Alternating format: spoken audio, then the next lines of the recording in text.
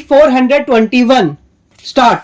Sir, very valuable suggestions have been made both in regard to the housing policy of the Government of India and also in regard to prefabricated housing in the context of this Hindustan housing factory. Sir, I would like to say a few words about the housing policy of the Government of India because many members have touched upon it. Sir, we undertake housing in two particular ways. One is social housing that we undertake through the state governments, and the other is contract housing which is undertaken by the Ministry of Housing through the Central Public Works Department. As far as social housing is concerned, I fully agree with Shri Sapru that housing occupies a very important place in our society. Food, clothing and shelter. We have always been proclaiming that they are the three tenets of our socialistic pattern of society, and I do admit that as far as social housing is concerned, it has not received the same attention as it should have received in our plans. I am not blaming the planners. After all, they have to take the finances of the country into consideration. They have also to take the state resources into consideration.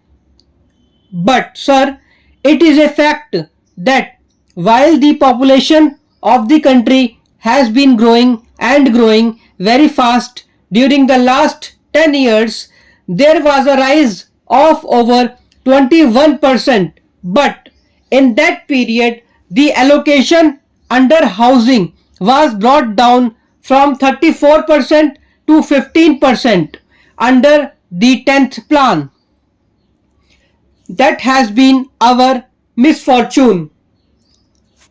And sir, the states too, in spite of the fact that the allocations have been lowered, have also not been very active or enthusiastic about the housing programs.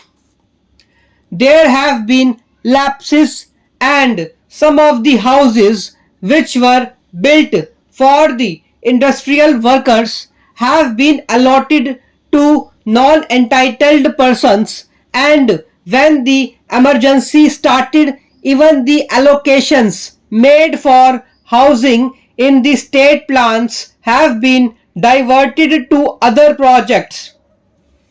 They are good projects, important projects, but if we concede that housing gives a man a certain amount of satisfaction, security of life, a home, housing has to receive some priority, if not a very high priority. I have taken this up with the finance minister and the planning minister. I have also been to the life insurance corporation. The life insurance corporation has been very helpful. Now, sir, I come for a short while to the housing which is undertaken directly by my ministry. A reference has been made to Delhi.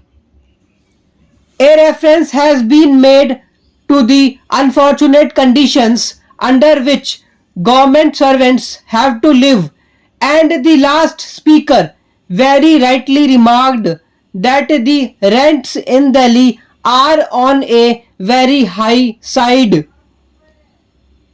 I have to accept all those premises. Since I took charge of this ministry, it is nearly a year now. I fully examined the problem from all its aspects.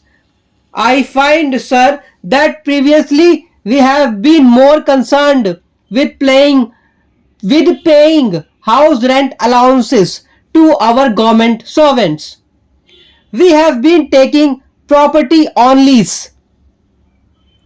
We have been requisitioning properties, sometimes paying very heavy rents and at the same time maintaining those properties which belonged to other people. If all the money that has been paid as rent or as house rent allowances had been diverted to the construction of houses, I am sure that the housing difficulties in Delhi and other parts of the country like Madras, Bombay, and Calcutta would not have been so acute. It is a fact that the government servant who has a house has a different outlook.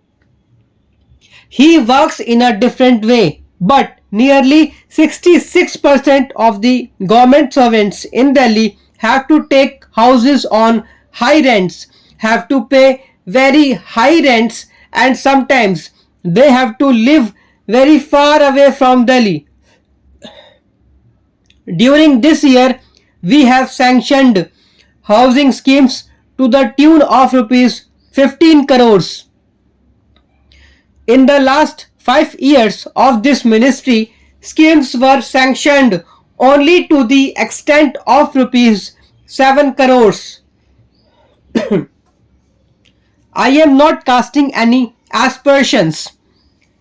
What I am trying to say is this, that I have doubled the program of housing within 1 year as compared to what was done during the last 5 years. I hope that we should be able within the next few years to give a certain amount of satisfaction to the government servants who have to work under very difficult conditions in Delhi. It is not a very happy position in which I am when I am told by the government servants who come to see me that every minister has a house, every member of parliament, more or less, has been provided with some sort of accommodation. Members of the Planning Commission, judges of the Supreme Court, senior officers, every one of them has a house, and that too very near to the place of work. But as far as the poor government servants are concerned, most of them have no accommodation.